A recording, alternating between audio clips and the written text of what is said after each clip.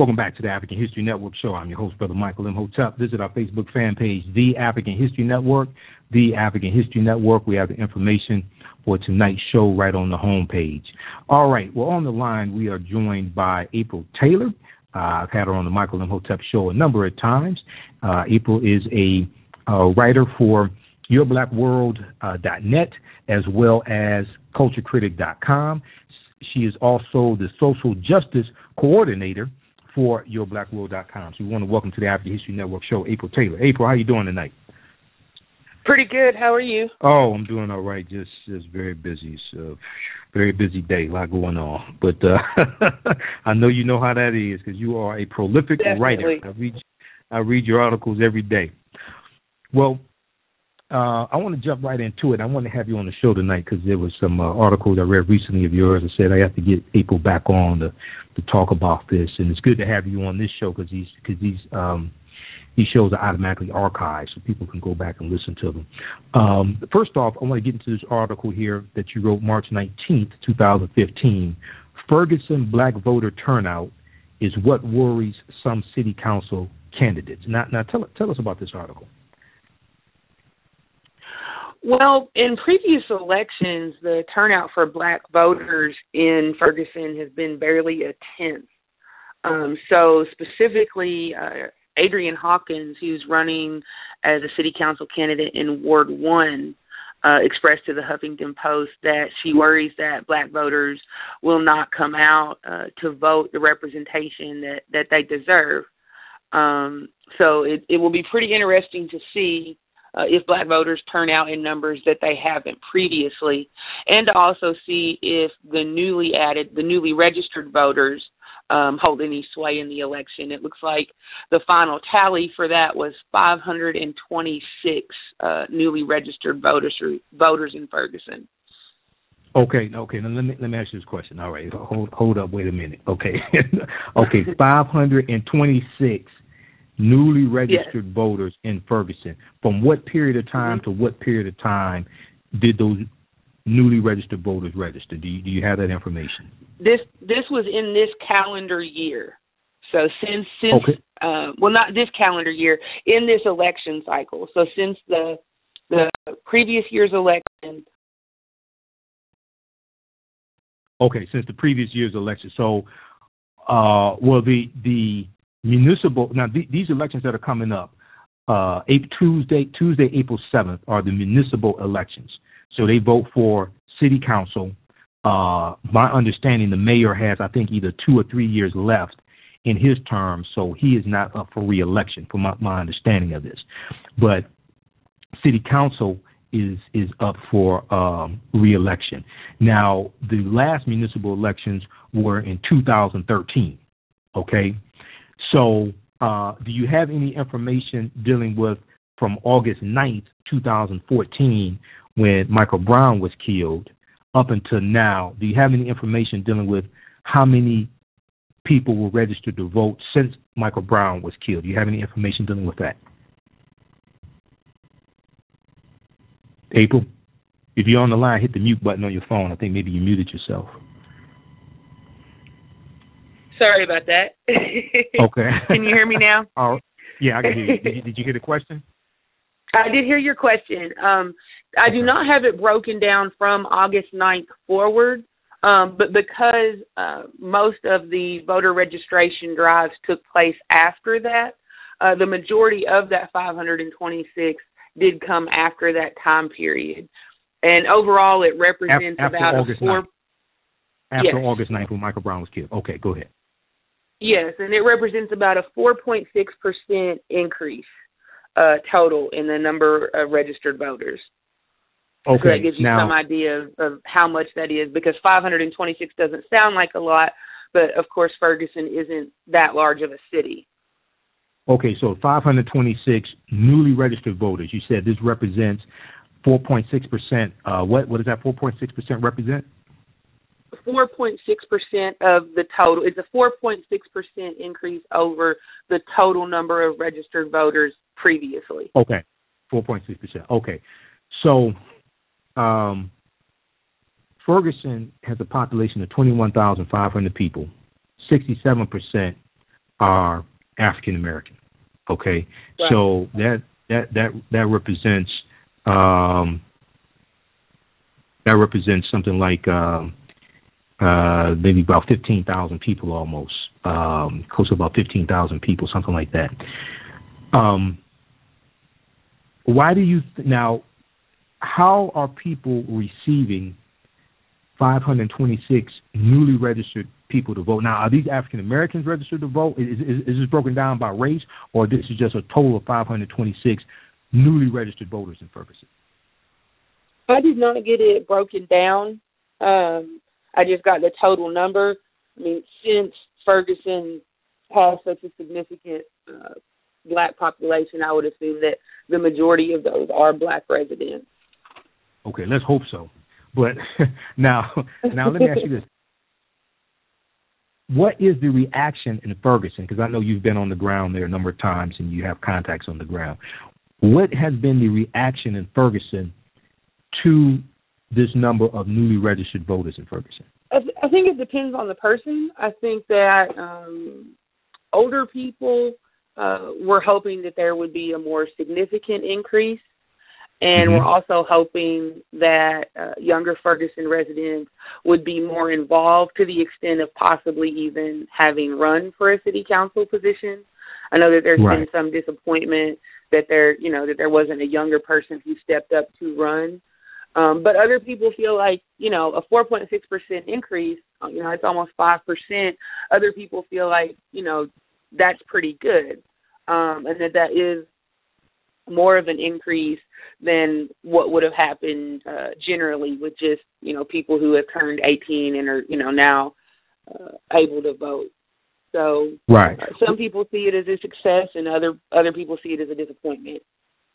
Okay. Well, here's the thing. It's not all going to happen overnight. That's understandable. And it is better than it was before with people registered to vote. If this is a significant number of African Americans registered to vote. Now here's the thing. You said that some people were hoping that more younger people, or at least one younger person or something, would step up and run for city council. My thing is, if they don't know how to govern, they shouldn't run for city council. They shouldn't run for anything if they don't know how to govern. Okay, because I mean, that's just the bottom line. If they don't know what they're doing, right? Sure, they're not going to know everything because they haven't held a city council seat before. But there's certain basic things that you need to understand, like how the city government works. You need to understand the responsibilities of the city council, et cetera. There's certain basic things you need to know. Now, if they don't know that, if they aren't ready to govern, they should not run for anything. They should spend that time learning how to govern and how that city government works, okay, and how it needs to work properly. So now let me ask you this. What time? Now, April 7th is 2 weeks. It's about 2 weeks away. I think about 2 weeks away. And that is the actual elections in Ferguson. What has been the efforts to galvanize people to actually, especially African Americans, to actually get out and vote? Because registering to vote is one thing. Actually voting is another thing. What has been the efforts to actually galvanize people to actually get out and vote Tuesday, April 7th in Ferguson, Missouri? Well, one of the things that's happened ahead of time is people have set up carpools and times for a scheduled time for people to show up and pick people up and take them to the polls. Of course, it's one thing, just like you said, it's one thing to register. It's also another thing to give a verbal commitment. But with people having scheduled times for somebody to go out of their way to pick them up and go to the polls, take them to the polls, people are at least a little less likely to actually break that commitment and to actually make it to the polls and vote. Okay. Now, let me ask this question. The city manager of Ferguson resigned during the period of time when the 103-page stating report came out from the Department of Justice dealing with the policies and practices of the Ferguson Police Department, and you had a number of people resigning. The city manager resigned. And in my research dealing with Ferguson and his government, the city manager was the one who had the real power. The mayor doesn't have that much power. And Mayor Knowles even said that. Mayor Knowles makes $350 a month, okay? The city manager has the real power. Who is going to be the next city manager? Is that going to be an appointed position, or is that somebody who's going to be on the ballot? Is somebody running for that position? I know that they just recently, in the last day or so, appointed an interim city manager. So, of course, that was as an appointment. Let's see here. Looks like it is Pam Hilton. And she was previously serving as the assistant city manager. So I'm not really sure how much change that's actually going to equate to, because clearly she would have signed on to what was going on previously when John Shaw was still in the position. And it looks like there's going to be a national search to find out who they'd like to fill that position once the new city council takes their seat. So it does look like that will actually wind up being an appointment and not an election. Okay, but now, that does mean that go ahead. The newly elected city council will participate in that national search. So that is one thing that makes these city council elections hold a lot of weight for people, more so than what they may realize. So, say that again. You said the city council election does what? The newly elected city council will have some input in this national search for the replacement for city manager. So that definitely means that people showing up to the polls on April 7th and making sure that people... You cut out again. Did you hit the mute button again? Definitely very important. Okay. Okay, so we're gonna stay tuned on this one.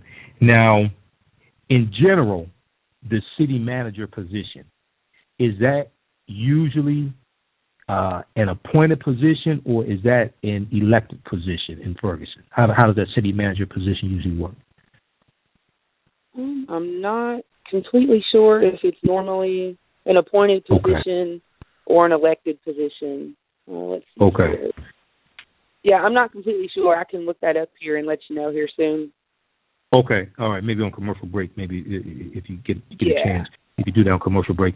Now, so once again, people, Tuesday, April 7th, election day in Ferguson. We posted this article on our Facebook fan page, The African History Network. Ferguson black voter turnout is what worries some city council candidates. If you know any African Americans in Ferguson, tell them they definitely need to get out and vote. They need to make themselves familiar with the issues, and not only the issues, but the scope of responsibilities that each position has as well.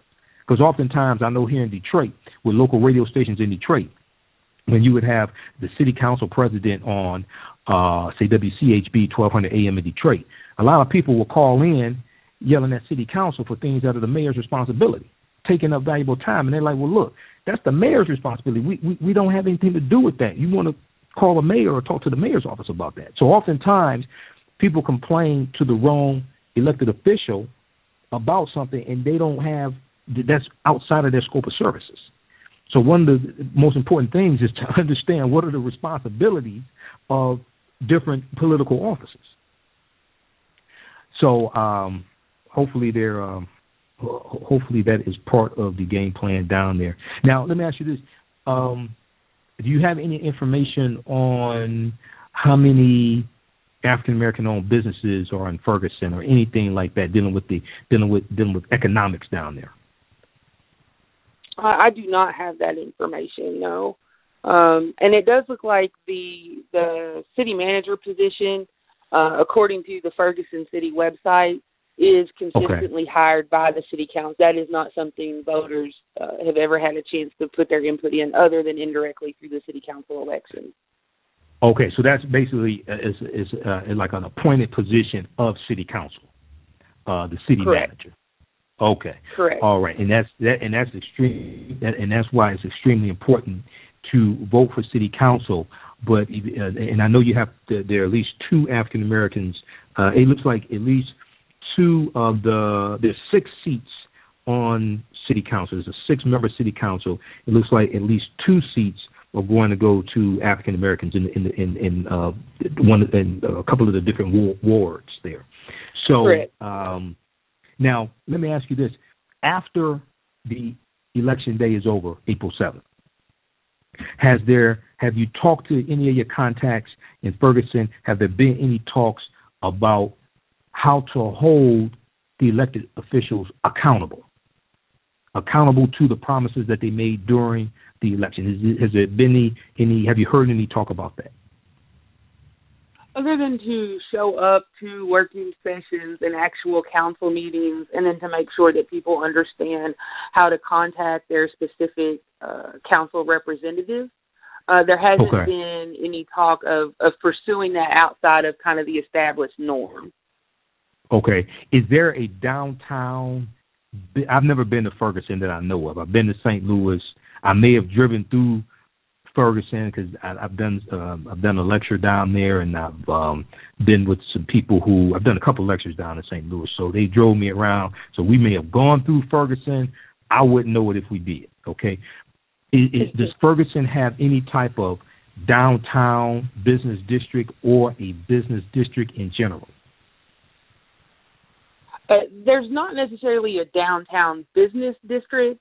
There is what kind of amounts to a city hall, essentially, where people can access government officials and that kind of thing.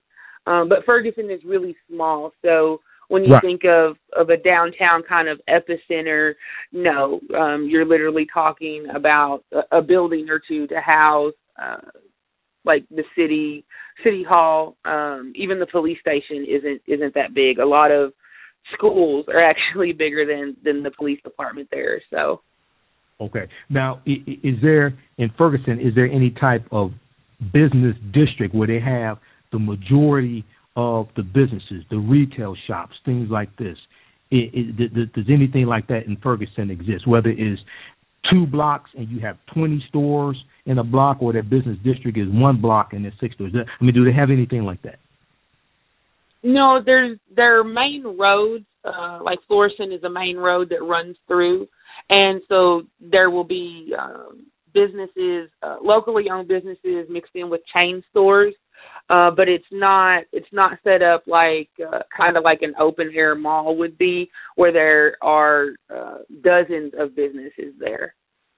So go ahead.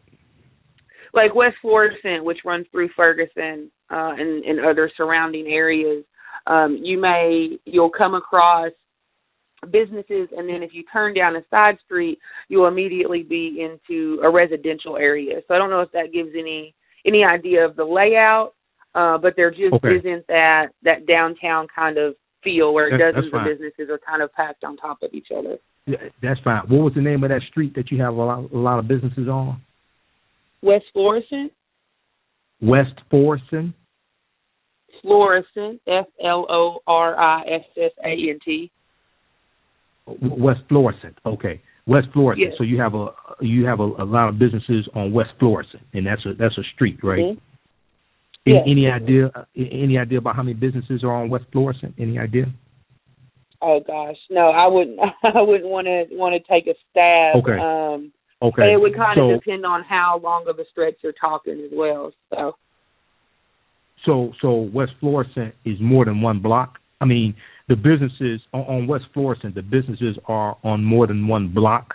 On West Florissant is maybe 2 or 3 blocks. We're actually talking about West Florissant would, let's say, for a 2 to 3 mile stretch, you're going to come across businesses intermingled down through that main area. So there would be drugstores, there would be restaurants, retail shops, that kind of thing. Yeah, that's what we want. Okay, so that's pretty much like their business district where they have a bunch of businesses. There may be residential mixed into that, but that's their business district. Okay, here's the thing. If African Americans start boycotting the businesses on West Florissant, you'll be surprised what you can get done. Because, see, one thing Europeans respect is money. And if anybody thinks I'm playing, go watch Eyes on the Prize I think it's the second installment where they deal with the lunch counter sit-ins, 1960 and 61. And they deal specifically with Nashville, Tennessee. And they deal with the lunch counter sit-ins in Nashville. And they specifically talk about the boycott of the downtown business district that African Americans did, and how it shut downtown down.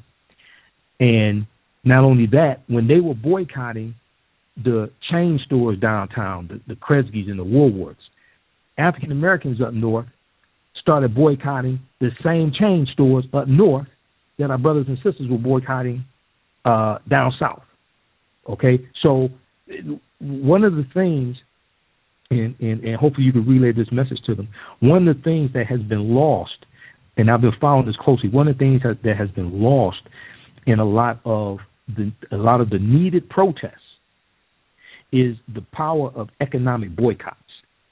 And it's not going to come from the civil rights superstars, because I listen to them. They're too closely tied to corporate America, so they ain't going to bite the hand that feeds them. It's going to come from the grassroots. Okay, but if you want, in that episode of Eyes on the Prize, who's in there? Diane Nash, co-founder of SNCC, Student Nonviolent Coordinator Committee, and they talk about step by step. I mean, the way they broke that down and the way they covered that boycott was fantastic. And you watch what happened, and then what it caused them to do. The downtown district lost so much money that they were begging to have the segregation of the lunch counters lifted. Okay, and that came through economic boycotts. So, and I think on YouTube people can watch Eyes on the Prize also. But that is an important tactic and piece of history that people really, really need to study. That was Eyes on the Prize is broken up into years. I think that was 60 to 61. Okay, and you have Diane Nash in there. You have Representative John Lewis in there also, and they go through and interview all of them, and they deal with those lunch counter sit-ins, and that came from the college students. The lunch counter sit-ins didn't come from the established civil rights movement. They had to jump on the bandwagon and start doing lunch counter sit-ins, but it came from the college students. Okay, so ask the people down there to check that out. All right. Look, we got to take a quick commercial break. When we come back, we're going to get into these other articles. Whites more likely to use drugs, blacks more likely to go to jail for it. Then we want to get into this other article, why is Assata Shakur a hero to black people but a terrorist to the government? One person's heroes, another person's terrorists, asked George Washington, because the British called George Washington a terrorist also. And then we got to get into this article. I've seen this in a couple of different news sources, but you wrote an article about this. It looks like March 22nd, 2015. White parents and Fox News demand that a school apologize for a Black History Month program. We have to talk about that. We have to talk about that. All right, stand by. Okay, you listen to the African History Network show on the Blog Talk Radio Network, where knowledge is power. We'll be back in a few minutes. If you have a quick question or comment, give us. You can join us in the chat room at blogtalkradio.com/the African History Network show. blogtalkradio.com/the African History Network show. You can also give us a call, 914-338-1375, 914-338-1375. Press the number 1 key to put you in queue if you have a quick question or comment. All right? We'll be back in a few minutes. Guess what time it is? It's tax time. G&G Associates Tax Preparation Services is a Black-owned business focused on easing our clients' minds on all their tax preparation needs. We guarantee to beat any other tax professional's price. All new clients will receive a $40 discount. If you are a senior, you'll get a 20% discount. And all African History Network listeners will get a 15% discount. For more details, visit our website at www.gngassociates.net and click on the Taxes tab or call us at 877-220-8333. Again, the website is www.gngassociates.net. One of the best kept secrets in the country is learning how to formulate your own contracts and the use of such to eliminate your debt. Go to newdebtelimination.com. That's newdebtelimination.com. Or call me, Tahaka, toll free, 877-647-2071. Alki Naturals African Moringa. With over 90 different vitamins, minerals, and nutrients, it's often called nature's miracle tree. African Moringa has been known to assist with such ailments as diabetes, high blood pressure, high cholesterol, migraines, as well as even assist with weight loss. For more details, scientific studies, videos, and testimonies, visit Alki Naturals' website at www.alkinaturals.com or call 1-877-945-5580 to order your African Moringa today. Also, for all African History Network listeners, you can get a 25% discount by using coupon code AHN25 off. Again, that website is www.alkinaturals.com. Remember, God may forgive you, but your body won't. Understanding contract law takes on greater significance when we learn how to use it to eliminate our debts. Visit us at newdebtelimination.com. That's newdebtelimination.com. Or call me, Tahaka, toll free, 877-647-2071. That's toll free, 877-647-2071. Got body fat, obesity, overweight, constipation, gas, acid reflux, gout, edema, arthritis, and swelling? We've got just the product for you from the African Aloe Ferox plant. African Aloe Ferox bitter crystals, drink, and tea will help to regulate, cleanse, and detoxify your body, making you much more healthier and vibrant by balancing out your entire digestive tract. Try Aloe Ferox by Alki Naturals. You can visit our website for more details and testimonials at www.alkinaturals.com. Also, for all African History Network listeners, you can get a 25% discount by using coupon code AHN. Again, that website is www.alkinaturals.com. Remember, God may forgive you, but your body won't. Elementary Genocide number 2, the Board of Education versus the Board of Incarceration, is an upcoming documentary that takes a much-needed look into the school-to-prison pipeline that negatively impacts African-American youth. This film tackles the injustice that occurs in classrooms across the country where black children are funneled into the penitentiary as capital for major corporations. Elementary Genocide number 2 features commentary by award-winning filmmaker and journalist Raheem Shabazz, Dr. Umar Johnson, Dr. Boyce Watkins, Dr. Steve Perry, and Tracy D. Sifax. Hope to save our black youth from the school-to-prison pipeline. Go to elementarygenocide.com, elementarygenocide.com right now to contribute to Elementary Genocide number 2, the Board of Education versus the Board of Incarceration crowdfunding campaign. Let's reclaim our youth to ensure a better future in our communities. Elementary Genocide, the School-to-Prison Pipeline, number 1, is available on DVD at elementarygenocide.com. That's elementarygenocide.com. Also, please tag the Elementary Genocide Facebook page when sharing this information as well. All right, welcome back to the African History Network show. We're speaking with April Taylor of yourblackworld.com. Also, if you want to advertise on the African History Network show, email us at ahnshow@africanhistorynetwork.com, ahnshow@africanhistorynetwork.com. We have low-cost advertising solutions to help market your business, product, service, or event. All right, let's go back to April. Okay. All right, April. Okay, sorry about the break there. Okay, now you have another very interesting article here, and I checked this one out. This is from culturecritic.com. That's with 2 Ks, everybody, culturecritic.com. I think this was March 23rd, 2015. Whites more likely to use drugs, blacks more likely to go to jail for it. Now tell us about this article. Well, there are several statistics highlight how disproportionately African Americans are sent to jail over drugs, even though most of the studies done show that the rates of usage are either similar or actually higher among whites than they are with blacks.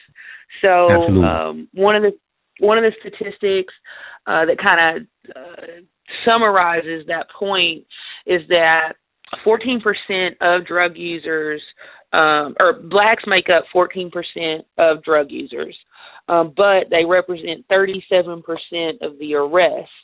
And so to break that down in a little bit different of a way, that means that blacks are actually 3 times more likely to be arrested for a drug offense than whites. So that's just one of the statistics. Another one published by the NAACP says that whites are 5 times more likely to use drugs, but that blacks are actually sent to prison, not just arrested, but actually sent to prison 10 times more often than whites. And it's interesting to break that down and look at it in terms of children, in terms of juveniles. Studies have found that white children are more likely to use drugs, but that black children are 10 times more likely than white children to be arrested for a drug offense. Now, so when Michelle Alexander calls it the new... Go ahead. No, go ahead. Michelle Alexander calls it what? When Michelle Alexander refers to mass incarceration, the war on drugs, as the new Jim Crow, she is definitely painting an accurate portrait. Now, what do they attribute the disparity in drug arrests and sentencing, where African Americans represent 37% of arrests for drug offenses and 59% of inmates serving time in a state prison for a drug offense, when we make up 14% of the country's total population of regular drug users? What do they attribute that disparity to?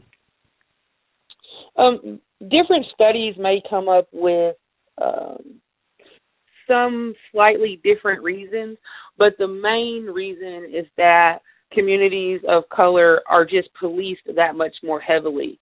Entire neighborhoods are criminalized, and so if officers are completely or consistently patrolling neighborhoods and schools that are predominantly African American, then by default, those that they arrest are going to be African American. In other words, the African American community is targeted by law enforcement to look for things to arrest them for, whereas white people use drugs at the same rate or even a higher rate, but they are not targeted by law enforcement like African Americans are. Is that correct? Correct. And one of the statistics that shows that this is not a new phenomenon, and it's not something that happens intermittently, is that from 1980 to 2007, 1 out of every 3 of the 25.4 million adults arrested for drug offenses were black.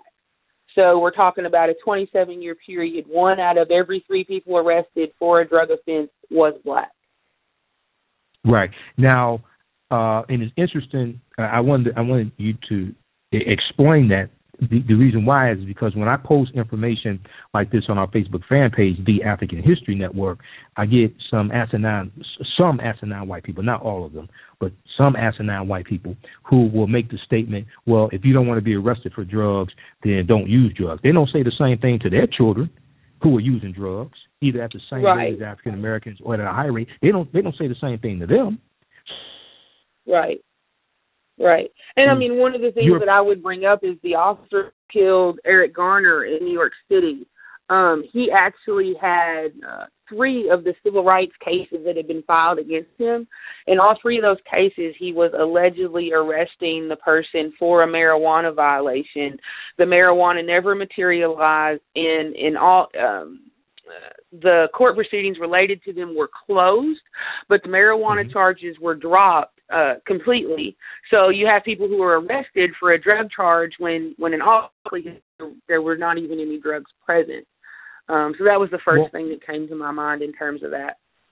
Well, right here in a suburb of Detroit called Inkster, Michigan, You have a case that's getting national attention now because it was caught on dash cam video of police beating an African American man who's worked for one of the big three. I don't remember whether it's Ford or what. He worked for the big three for 37 years.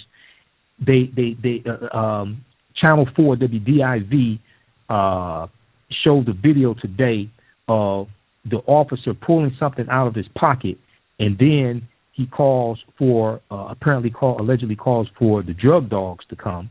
But the allegation is that crack was planted in this man's car.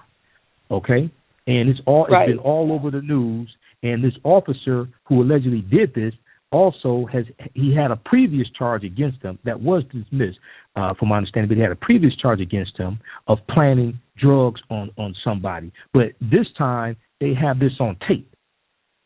Okay, and so there is a history of this, but also if you look at Chicago, now the report just came out Monday, March 24th, about the Chicago Police Department and how in Chicago the stop and frisk, if you want to call it that, the stop and frisk incidences were twice as high as New York City. Okay, that just came out. Did you see that report? Yes. Yeah, that just came out Monday, March 24th. Now, once again, I tell people on both of my radio shows, in April 7th, Tuesday, April 7th, in Chicago, you have a big mayoral election, and usually it's the mayor, and especially in big cities, usually and the police chief. Okay, so you have 700,000 African Americans registered to vote in Chicago. In the primary election that took place February 24th, Tuesday, 2015, less than 150,000 African Americans actually showed up to vote.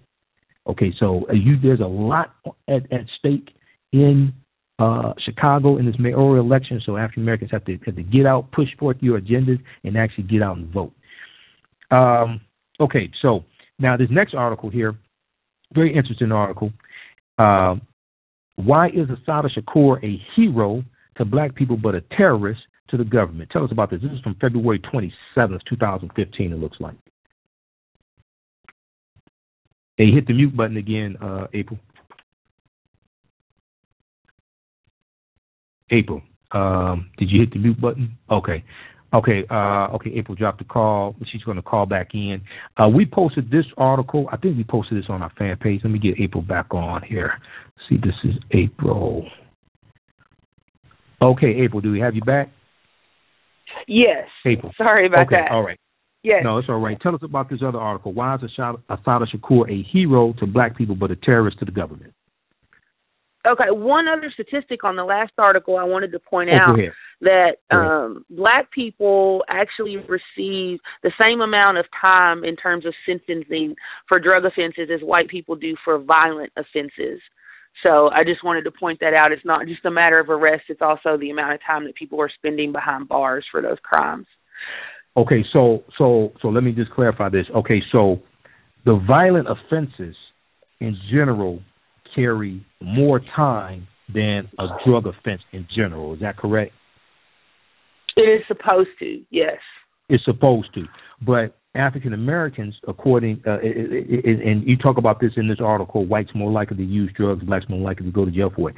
African Americans, when it comes to sentencing for drug possession, they are given sentences oftentimes that are equal to the sentences that white people are given for violent crimes. Is that what you're saying? Yes. On average, a black person receives a sentence of about 58.7 months for a drug offense. Mm-hmm. And for the average sentence for a violent crime for a white person is 61.7 months. So we're talking about just a difference of a few months for what in people's minds are two drastically different crimes. We're talking about a victimless crime versus a crime where there is a victim. Right, and that's according to the Sentencing Project. Now, how do we fight against these disparities when it comes to drug sentencing and when it comes to the policing in the African American communities, and how African Americans are disproportionately targeted by police for arrest, etc. How do we counter that? How do we fight that? One of the ways it's being fought is getting mandatory minimum sentences repealed, both on the state and federal level, and also have that applied retroactively. So that's one of the things people have been working on for a little bit of time now. And then there's a new concept called participatory defense. And if people have never heard of that, it's an interesting participatory defense. Okay. Participatory defense, and that's where community members come together on a grassroots level to educate defenders and their families to try to empower them to fight for their rights in court. So, and I'll be coming out with a blog here tomorrow that will explain a little bit more in depth of how Black people who find themselves charged with a crime, as well as their family members and community, can rally around them and participate in the court process to try to make sure that those sentences aren't applied so disproportionately. Okay, be sure to inbox me that article so I can post it, because that's important information people need to understand, because we have to understand the law and how to navigate this legal system. Okay, okay, go ahead to this article dealing with Assata Shakur. Okay, so there are a lot of people who are participating in the Black Lives Matter movement who really view Assata Shakur as a hero. And, of course, the government and some mainstream media outlets have tried to paint her as simply a terrorist and a cop killer who needs to be brought to justice.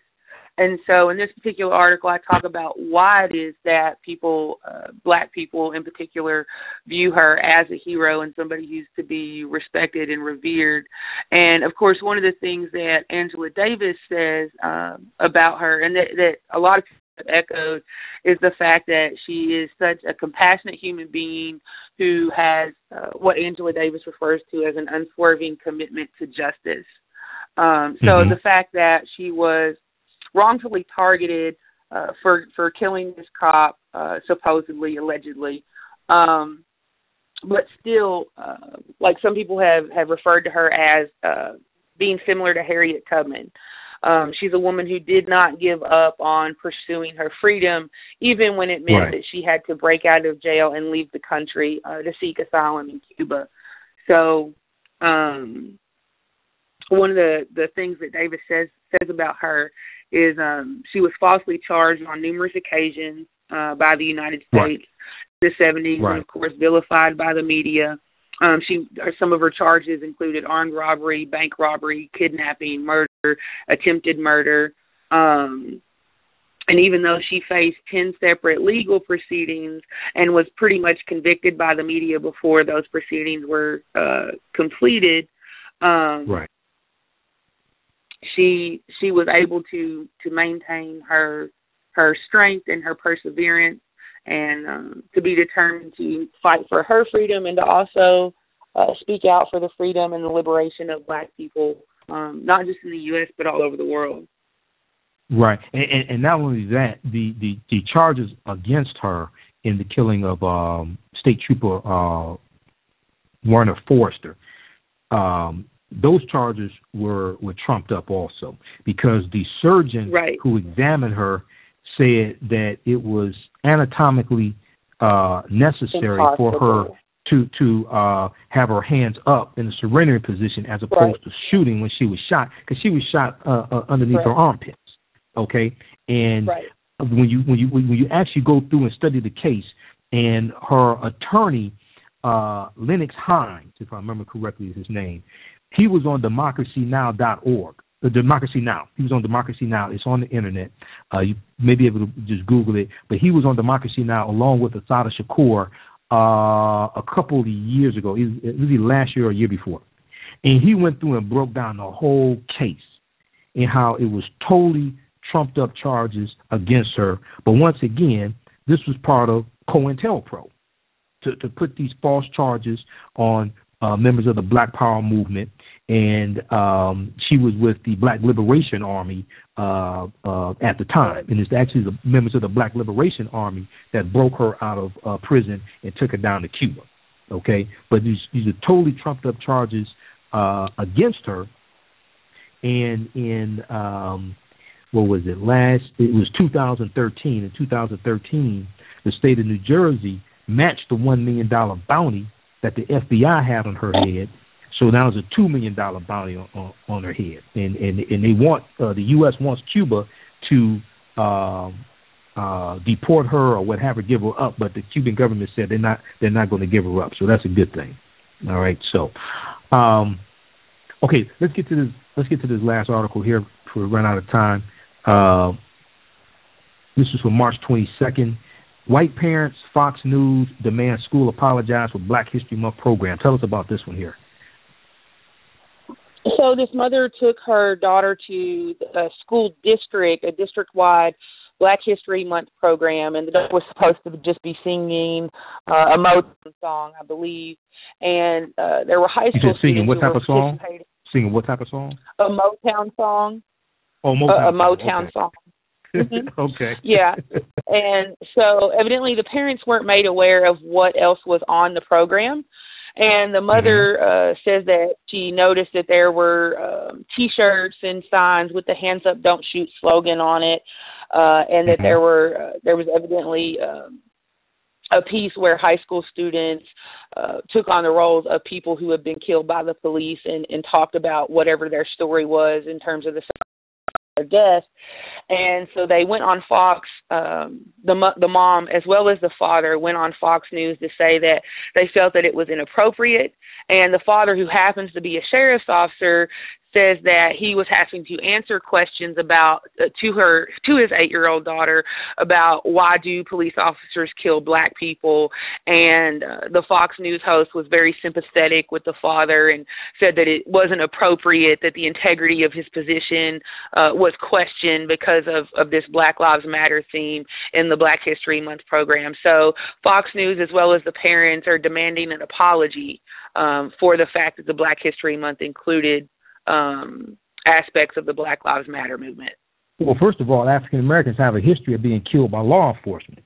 So to me, the only way he would have a problem with this is if he condones killing African Americans or if he's been involved in killing African Americans.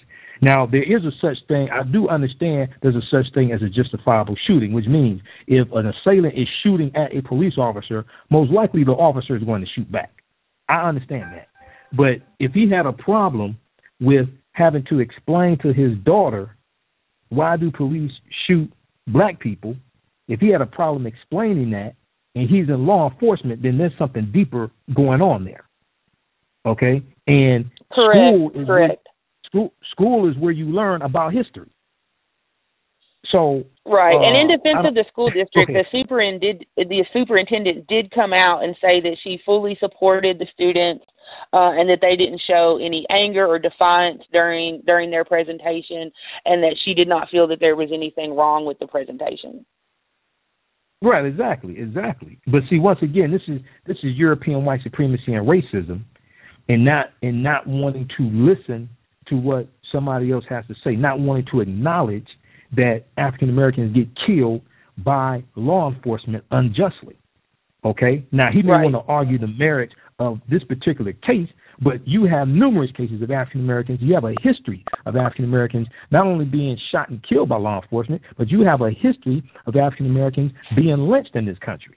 Okay? And nobody arrested, and law enforcement turning a blind eye to it. All right? So,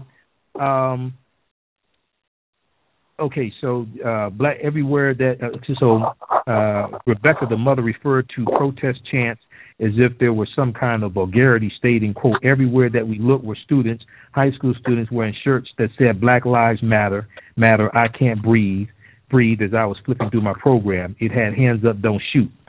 Charles, the girl's father, stated he immediately wanted to take his daughter out of the auditorium.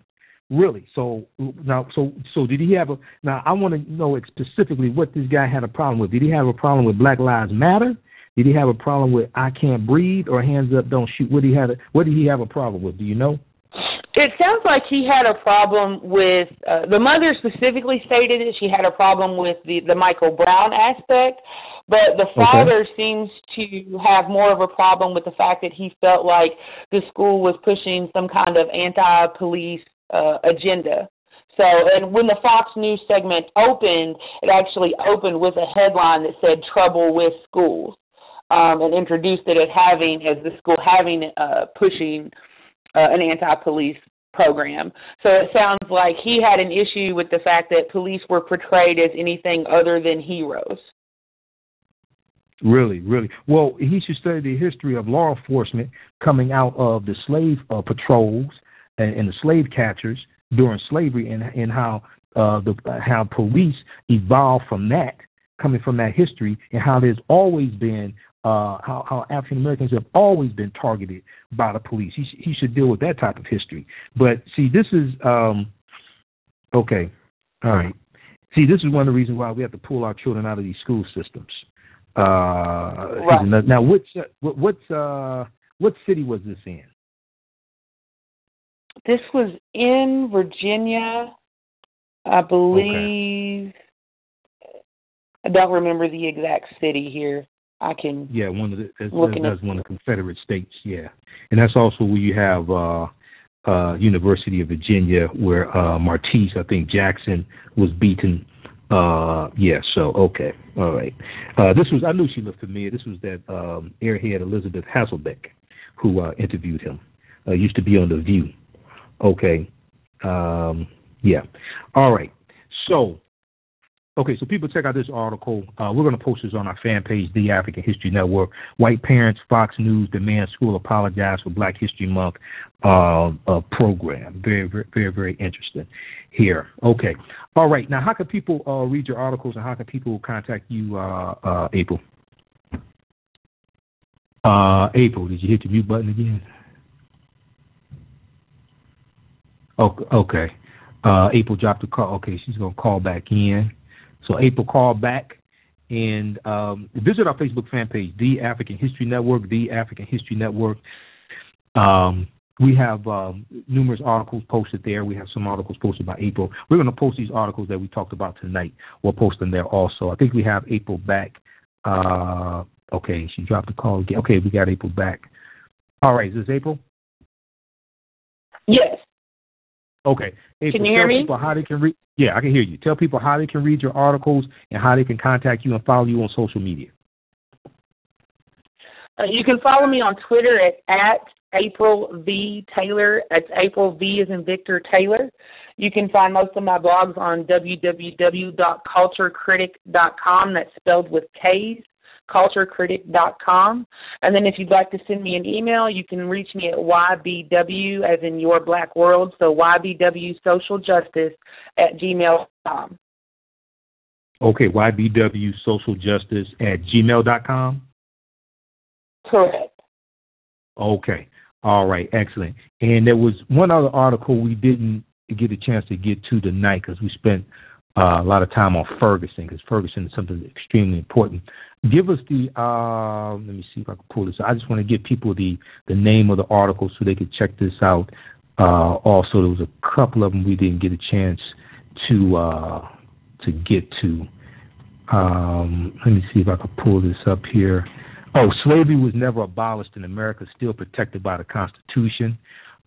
Check that one out. I think that came out a couple of days. I remember reading about that. I think that was may have been from Huffington Post or something. I remember reading that one. We'll post that on our fan page also. Very important article. Also, another article that you wrote, United Nations slams U.S. as the only country that sentences children to die behind bars. Check that one out. We're going to have to bring you back maybe next week to talk about these other articles as well, okay? All right, no problem. Well, look, April, you have a great night. Keep up the good work, and let the people down in Ferguson know that we support them, and definitely come on out and vote Tuesday, April 7th. All right, take care. Have a good night. You too. Okay, thanks. All right, that's April Taylor of culturecritic.com and yourblackworld.com. All right, look, we have to take a quick break. We're going to be back in a few minutes. I want to remind you that coming up, March 29th in Washington, D.C., is the stage play Her the New Queen. Her the New Queen, Kween. This was conceived and directed by Jasmine Eileen Coles. You know, a couple of weeks ago we had Jasmine on, the director. This is 4 p.m. and 8 p.m. Sunday, March 29th at Anacostia Arts Center, located at 1231 Good Hope Road, Southeast. 1231 Good Hope Road, Southeast, Washington, D.C. Tickets are $10 online, $15 at the door. For more information, visit our website, AfricanHistoryNetwork.com, AfricanHistoryNetwork.com, and at the top of the page, click on the events button. Click on events, and we have the information there, also with the link where you can purchase the tickets online. All right. You can also email them at info@diversitytheater.org. Theater is spelled TheATRE.org. Info@diversitytheater.org. You can also call 301-836-1019. 301-836-1019. So we have this information on our website, AfricanHistoryNetwork.com, in the events section. Check this out. These are some young African-American college students and former college students, alumni, doing some positive things. So definitely support them. There are 2 showings of this play, 4 p.m. and 8 p.m. Sunday, March 29th. All right. Coming up Sunday, April 5th in Detroit, Highland Park, Michigan. I'm doing a double presentation at Nandy's Knowledge Cafe, located at 12511 Woodward Avenue in Highland Park, Michigan. Nandy's Knowledge Cafe, where knowledge is power. I'm dealing with Empire Strikes Black, the propaganda of the media. Empire Strikes Black, the propaganda of the media. And then also Malcolm X, 50 years later, why is he still relevant? Malcolm X, 50 years later, why is he still relevant? I'm doing a double presentation. This is a free event. Donations will be accepted. We have this information on our website, AfricanHistoryNetwork.com. AfricanHistoryNetwork.com. It's on the home page, and it's also on in the events section on our website, right at the top of the page. Click on events. We have the information there. Now, this presentation will deal with the propaganda of the media and how negative depictions of African Americans influence the way people think, feel, act, and behave. Most people think that TV shows, movies, songs, etc. are just entertainment. The history and evidence prove that this is wrong. What you do for yourself, what you do to yourself, and what you allow other people to do to you is based upon what you think about yourself. What you think about yourself is based upon what you have been taught about yourself, and what you've been taught about yourself is based upon everything you've read, heard, and seen about yourself. Now, some of the topics we're going to deal with in this presentation are the TV show Empire, its negative images of African Americans, and why we don't understand it, why we don't understand the propaganda of the media, why we think this is just entertainment. I'll also deal with Nicki Minaj, Anaconda, and the marketing of destruction to African American youth. We'll also deal with how excessive TV watching damages the self-esteem of African American children. We'll deal with the history of how negative images of African Americans help to facilitate attacks on African Americans as well, and a lot more. All right. For more information, visit our website, AfricanHistoryNetwork.com, AfricanHistoryNetwork.com. You can also call 313-462-0003, 313-462-0003, or give Nandy a call at 313-865-1288, 313-865-1288. There'll be food served, also including vegetarian dishes sold by Nandy. Okay. So check this out. You don't want to miss this. Sunday, April 5th, 1 p.m. to 6 p.m. at Nandy's Knowledge Cafe. This is a free event. Donations will be accepted. All right. Remember, listen to the Michael Imhotep Show tonight, 10 p.m. to 12 midnight Eastern Standard Time, right here, on the Empowerment Radio Network. We have the information on our website, AfricanHistoryNetwork.com. You can click on Radio Shows at the top of the page. Click on the tab that says Radio Shows. It's also on our home page as well. There's been some problems with buffering on the website. So if you run into those problems, listening to the show through TuneIn.com, if you download the TuneIn Radio app to your Android phone, your iPhone, your BlackBerry, your tablet, and search for Empowerment Radio Network, it tends to work better that way. Okay? But we have the information on our website, AfricanHistoryNetwork.com. We'll also put it on our Facebook fan page, The African History Network. We're going to share some of the interview that I just did tonight with April Taylor. We'll share some of that on the Michael Imhotep Show tonight, 10 p.m. to 12 midnight Eastern Standard Time on the Empowerment Radio Network. All right, we'll be back in a few minutes. Guess what time it is? It's tax time. G&G Associates Tax Preparation Services is a black-owned business focused on easing our clients' minds on all their tax preparation needs. We guarantee to beat any other tax professional's price. All new clients will receive a $40 discount. If you are a senior, you'll get a 20% discount. And all African History Network listeners will get a 15% discount. For more details, visit our website at www.gngassociates.net and click on the Taxes tab or call us at 877-220-8333. Again, the website is www.gngassociates.net. One of the best kept secrets in the country is learning how to formulate your own contracts and the use of such to eliminate your debt. Go to newdebtelimination.com. That's newdebtelimination.com. Or call me, Tahaka, toll free, 877-647-2071. Alki Naturals African Moringa. With over 90 different vitamins, minerals, and nutrients, it's often called nature's miracle tree. African Moringa has been known to assist with such ailments as diabetes, high blood pressure, high cholesterol, migraines, as well as even assist with weight loss.